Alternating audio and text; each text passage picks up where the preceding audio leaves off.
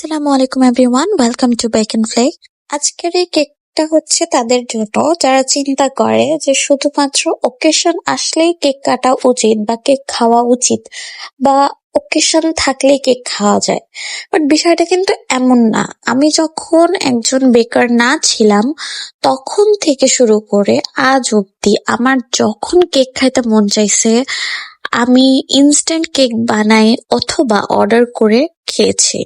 So কেকের উপরে লেখাটা দেখে বুঝতে পারতেছেন যে এটা একজনের ক্রেভিংস ছিল, and I am really happy যে কারো ক্রেভিংস তাহলে এট লাস্ট আসে। আমি চিন্তা করি যে কেক কোনো সেলিব্রেশনের জন্য নয়, এটা রেগুলার এনজয় করার মতো একটা জিনিস।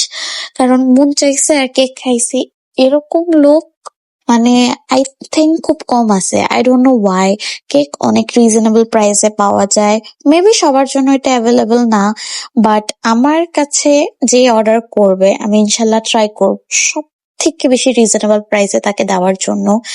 এন্ড এই কেকটা হচ্ছে 2 পাউন্ড বেসের উপরে একটি ভ্যানিলা স্পঞ্জ কেক। কেকের উপরের ডিজাইনটা টোটালি ক্লায়েন্ট আমার উপরে ছেড়ে দিছে, এন্ড আই হোপ আপনাদের ভালো লাগছে। আমার ক্লায়েন্টের অনেক ভালো লাগছে, সে আমাকে পরে রিভিউ দিছে। তো I hope you like our video. Stay with bake and flake. আল্লাহ হাফেজ।